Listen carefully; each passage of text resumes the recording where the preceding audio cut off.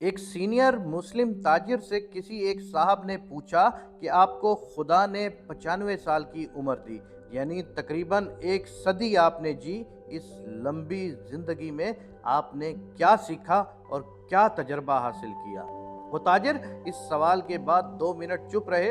उसके बाद उन्होंने निहायत संजीदा अंदाज में कहा, कोई तजर्बा नहीं, बस पैदा हुए, बड़े हुए तो बिजनेस में लग गए, शादी की और बच्चे पैदा किए, बच्चों को सेटल किया।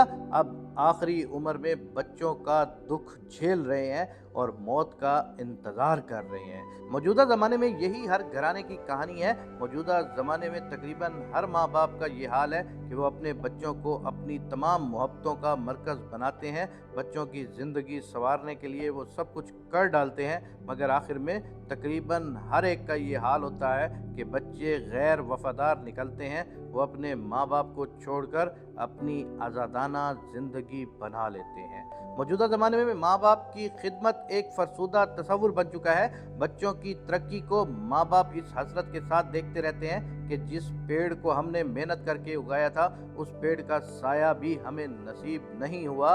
हदीस में आता है कि एक ज़माना आएगा कि जबकि बच्चे अपने दोस्त के साथ उसने सलूक करेंगे और माँ बाप के साथ बदसलूकी करेंगे। ये हदीस नबवी मौजूदा ज़माने पर पूरी तरह सादिक आती है। आज सारी दुनिया में अमूमी तौर पर ऐसा ही हो रहा है। इस वाक़ये का सबसे ज़्यादा बुरा हिस्सा उन लोगों को मिल रहा है जो सारी ज़िंदगी बच्चों को खुश करने में लगे रहते हैं और आखिर में उनके हिस्से में गम के सिवा और कुछ नहीं आता। मज़ीद ये कि ऐसे माँ बाप इस हदीस का मस्दाक हैं जिसमें कहा गया है कि सबसे ज़्यादा घाटे में वो शख्स है जो दूसरों की दुनिया बनाने के लिए अपनी आखिरत को खो दे। इस मामले को समझने और मज़ीद वाज़ेह करने के लिए 2-3 पहलुओं पर तवज्जो की ज़रूरत है। पहला ये कि बच्चों के लिए वालिदैन की मोहब्बत और बच्चों की बेहतरी की तगो-दो कोई गलत अमल नहीं, ये ऐन फितरी अमल है। असल मसला तब पेश आता है जब आप उसे ही ज़िंदगी का मकसद बना लें और अपने असल मकसद से गाफिल हो जाएं।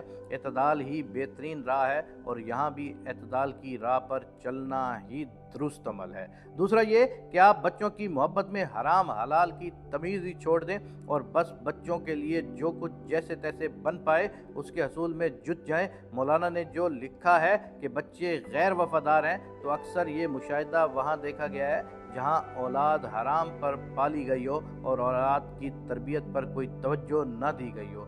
अगर आप एतदाल की राह पर चलते हुए हलाल पर औलाद की परवरिश करें और उनकी तरबियत पर पूरी तवज्जो रखें, तो कम अज़ कम मैंने कहीं नहीं देखा कि ऐसी औलाद से माँ बाप को वो दुख मिले हों जिनका जिक्र मौलाना ने किया। आज भी रिज़्क़ हलाल पर पली और अच्छी तरबियत याफ्ता औलादें वालिदैन के पाँव धो धो कर पीती नज़र आती हैं। तीसरी बात यह है कि एक मुसलमान का इस दुनिया में सबसे पहला और अहम मकसद अल्लाह की रज़ा का हसूल है। ये चीज़ ज़िंदगी के हर मामले में नज़र आनी चाहिए। आप जो कुछ करें वो अल्लाह के अहकाम के ताबे रहते हुए करने की कोशिश करें। आपके लिए हमेशा आखिरत को दुनिया पर तरजीह हासिल होनी चाहिए। अगर आपकी ज़िंदगी आखिरत पर दुनिया को तरजीह देते गुजरेगी तो यकीनन ये घाटे का सौदा है। ऐसे ही लोग सबसे ज़्यादा घाटे में हैं और मरते वक़्त पछतावा ही उनका मुकद्दर होता है। अल्लाह तबारक व तआला से ये दुआ है कि अल्लाह पाक हमें और हमारी आने वाली नस्लों को ऐसी तबाहकारियों से बचाए और हमें माँ बाप की खिदमत करने की तौफीक इनायत फरमाएँ। आमीन या रब्बुल आलमीन।